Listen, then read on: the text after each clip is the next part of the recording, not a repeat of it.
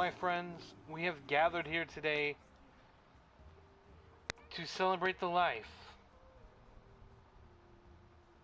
of our fallen leader, Ice Rat 23.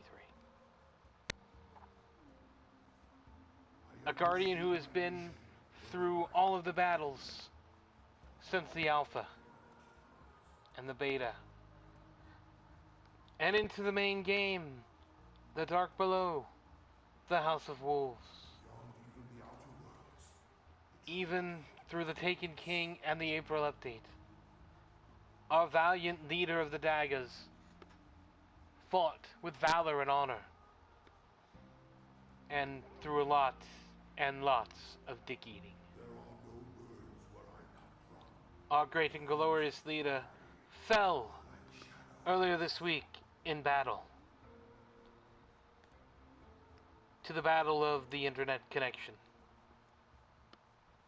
The red bar was just too strong. But we don't mourn his loss. No, we celebrate the life of our leader. For only Ice Rat could take us through the darkness into the light. And now that we have reached the light, that we have destroyed Oryx and Crota and Atheon and Skolos and all the other bastards that we have come across, only now can we bask in the light that Ice Rat brought forth. So it is with that I salute him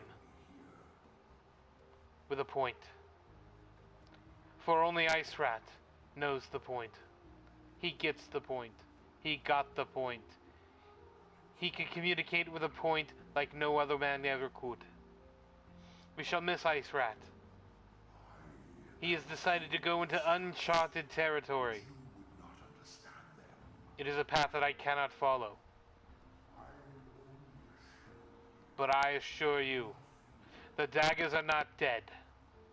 The Daggers will live on, survive, and bring forth a new era of greatness.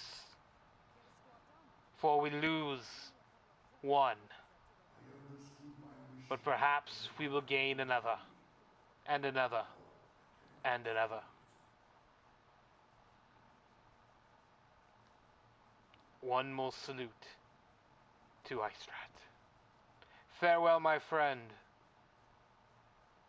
Perhaps we will meet again in Destiny 2. Until then, farewell. What sort of thing are you? And a special thank you to Xur for joining me in this ceremony here at the Reef, where he's stationed this week. I am only an agent. The Nine rule beyond the Jovians. Perhaps Ice Rat has joined the Nine. Only soon will we discover if that is the case. Beyond even the outer world. But what we can discover now is what Xur's selling this week. Alright! Ladies and gentlemen, welcome to the Xur Report here for the first week in May 2016. Alright, I am the King, aka the Scott, and what you just saw there was an unfortunate ceremony for a fallen friend who has decided to leave our game. Good old Ice Rat 23. If you've watched my videos, you may have seen him in action. You may have even heard him a time or two. But now he has decided to walk away. He's going for Uncharted 4 next week. But he decided to take a little vacation early. And while it's a little disappointing for us here in the Daggers of Destiny, we don't hold any grudges. We don't hold any ill will. We will miss our friend, but we will welcome back our fair leader with open arms when he decides to return and join us in the fight. But until then, let's see what Xur's got this week. There is something inside me that wishes to connect. There is something inside Xur that wishes to connect, but unfortunately he's not using it to give us good deals this week. Here's what he's got. For the Titan, it's the Crest of Alpha Loopy chess piece. Now,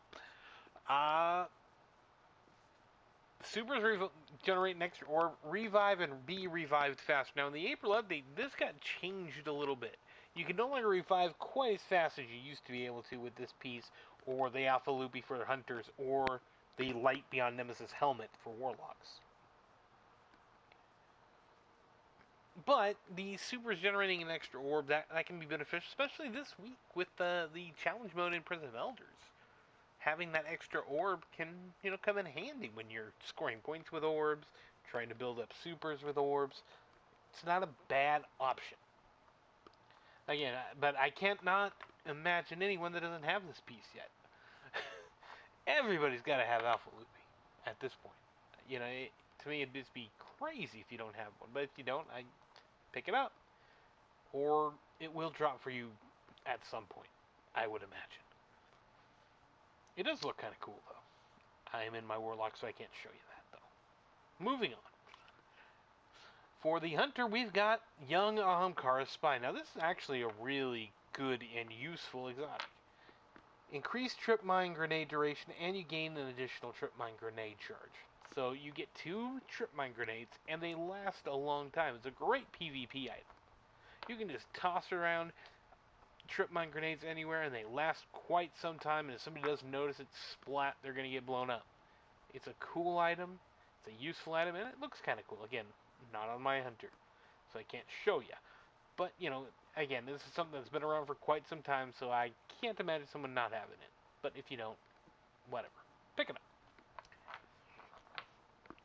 Again, we continue with the classics here. This is the Heart of the Practic Fire for Warlocks. We can take a look at this.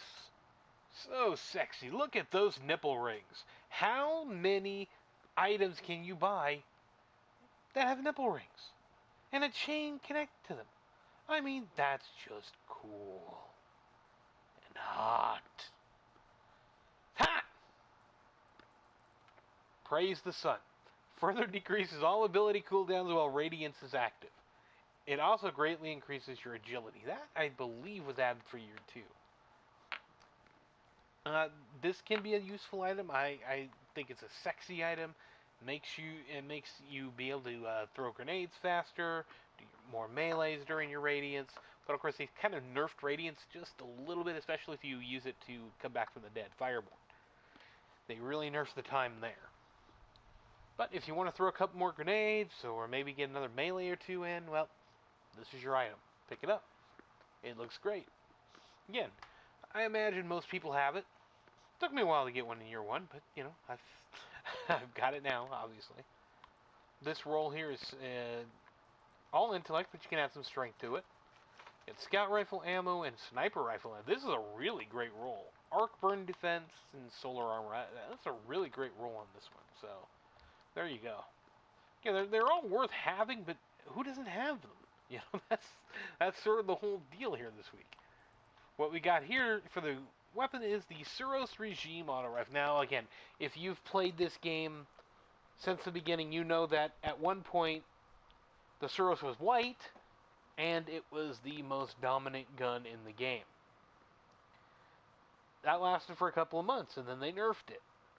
And it's never quite gotten back to its glory days. However, in year 2, they made it black. Or dark silver, I guess. And they added an additional perk, which is spinning up. The longer this weapon is fired, the faster it fires, or you can choose the old focus fire.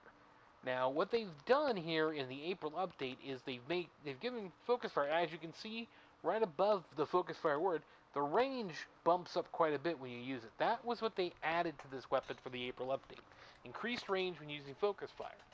What this does is it brings the Suros back into a usability factor in PvP, where at one point it was kind of useless. Now, it's a valid weapon to use whether you're using spinning up, which makes you shoot faster, or using focus fire, which slows down your speed, but allows you to fire from longer ranges. It's a useful gun again, and of course the bottom half of each magazine deals bonus damage and has a chance to return health on kill. Suros Legacy, that's the perk. You get hammer forged or lightweight, always go with hammer forged. Always. You want as much range on this as possible, and with those two stacked together, yeah, This you can fight from long ranges. It's basically a scout rifle, a full auto scout rifle in some ways. So there you go. Again, another thing that hard to imagine people don't have, but if you don't, grab it. It's good. Finally, we have no engram because of the weapon. We do have the legacy engram, which I know a lot of people wait for. It's the primary legacy engram this week. This will allow you to acquire the Thorn. I believe that is the only one left that isn't in year 2 that you can get with a legacy engram.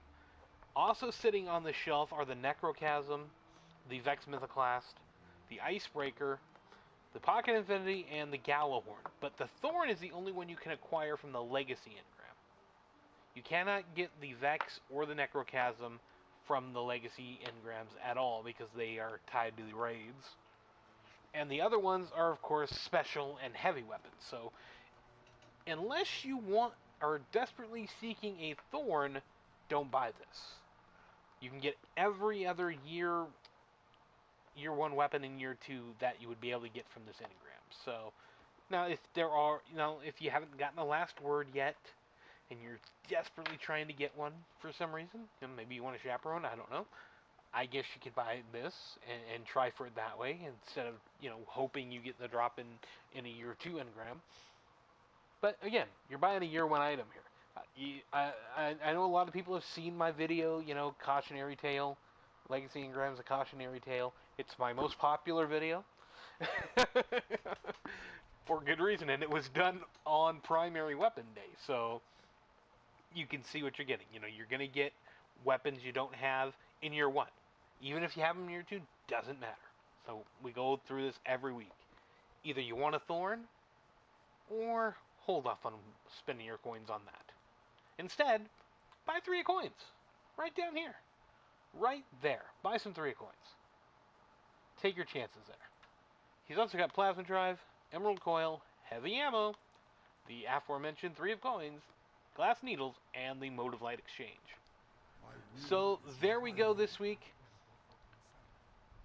Not much to be had here, but it's hard to find him offering a lot, especially after last week's really killer deal with the debut of the Twilight Garrison. Hard to top that. So that's going to do it for the Xur Report this week. I am the King, aka the Scott, thanking you for joining me. We'll see you next week. Eat a dick. Ice! We miss you!